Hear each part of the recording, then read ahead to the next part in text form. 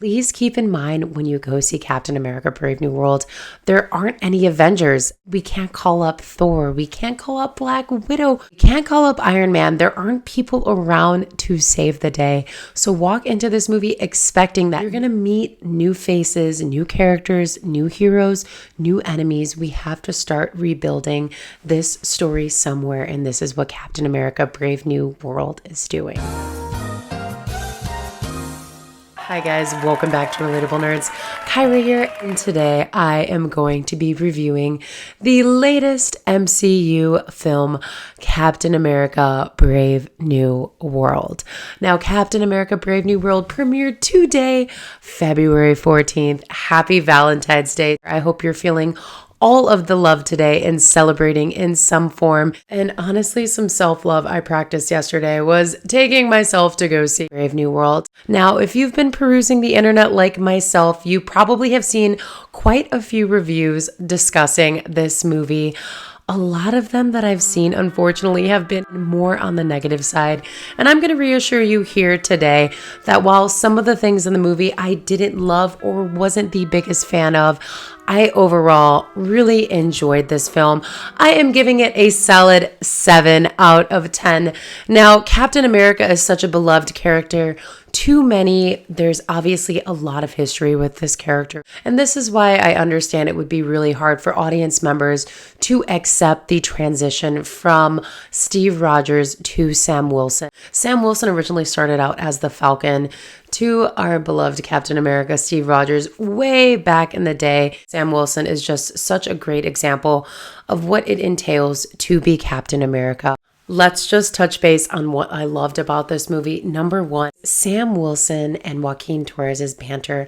Now, Joaquin Torres is going to be the new Falcon, played by Danny Ramirez, and I thought they just did such a good job at encompassing what it's like for a Captain America to pass on the torch to the next younger generation. Now, we got to witness this with Steve Rogers and Sam Wilson. It was just such a beautiful thing to watch for them to collaborate and to bond and to grow and mature that bond over time through their trust for each other and through sacrificing themselves for the greater good of all around them. I really enjoyed Sam and Joaquin's banter in this. It was so comedic and it was so easygoing. Their laughter was contagious, their jokes as well. It was just a classic older brother, younger brother situation. Best friends through and through, and just having that ultimate trust and dedication to one another and all the people around them. I loved their relationship through this. This definitely carried the movie for me, all of their interactions and seeing how much they cared for each other. And there was some very tender and emotional moments with them too. Like I said, that you would have for an older sibling, an older friend, somebody, a role model in your life, perhaps. I'm really excited for people to experience that bond and see it on the big screen. Another favorite part of this movie for me was seeing Isaiah Bradley return. I loved meeting Isaiah Bradley's character in the Falcon and the Winter Soldier series. I thought learning his story and about what he went through as Captain America, being wrongfully imprisoned for a crime he did not commit for years. It was really cool to see him and Sam interact again, to see him meet Joaquin Torres as well, to pass the torch in such a way, but also to see Sam just fight for him so ruthlessly. He just felt, again, like a role model, like Sam is to Joaquin. It's really, really cool to see him throughout this movie and return to a big screen Marvel production, not just the Falcon and the Winter Soldier series. So Isaiah Bradley, one of my absolute favorite parts of this movie. Let's address the big red flag. I don't want to say red flag in this situation. We all knew going into this movie that we were going to see the Red Hulk. We knew that there were going to be some Hulk-esque scenes, action scene, and this movie 100% delivered on that.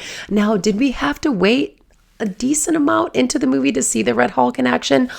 Absolutely, we waited way too long, but I understood why they did that with the pacing of the movie. The Red Hulk was definitely, his action scenes were some of my favorite. The CGI was really on point, the fight scenes, the action. It made me more excited to see him to return. And as we know, Thaddeus Ross has a direct connection to the Thunderbolts, which the Thunderbolts is the next MCU production hitting theaters in May. Spoiler alerts ahead, we did not see any real connection to the Thunderbolts in this movie, which I was almost betting a lot on that we were going to see a Thunderbolts post-credit scene, but that just did not happen in this movie, and that's okay. Obviously, we have a lot lined up for the MCU with Fantastic Four, Doomsday, Secret Wars, etc. coming out. So I'm not sure where this movie stands because we did not get that Thunderbolts post-credit scene. We did not get the tie into Thunderbolts, which I like that we got a Celestial. We got Tiamat in the middle of the Indian Ocean. The MCU finally acknowledging Eternals, finally acknowledging Celestials, finally showing where adamantium comes from. Well, it was slightly predictable with what they were going to do. It did feel like a classic MCU movie back in the 2010s, and I really appreciate that for what it is, because not every Marvel movie has to be Infinity War, Endgame, Spider-Man. Captain America Brave New World, they did their own thing, their own path with this movie. Anthony Mackie was incredibly proud of this movie. I think everybody should give this movie a chance. It is a classic MCU Marvel rendition of a Captain America movie. It might not be what you're expecting, but go in it with an open mind. You're going to meet new faces, new characters, new heroes, new enemies. We have to start rebuilding this story somewhere, and this is what Captain America Brave New World is doing. A lot of these movies are going to influence a new generation of Marvel fans, and I think that's so important for, so to say, elder Marvel fans that have been around here for a second to remember that it's time to embrace a new generation of a Marvel fan, welcome them in, and understand that not every single MCU movie is going to be like the last or going to be something huge like Infinity War. If you go into Captain America Brave New World with this mindset, you will not be disappointed. If you guys went and saw Captain America Brave New World this weekend, make sure to let me know in the comments what you guys thought of this movie and what you guys think about the future of the MCU. I know there's a lot of opinions and thoughts out there, and I can't wait to talk to you guys about that and hear your opinions. Thanks so much for watching, you guys. Have a great weekend. Bye.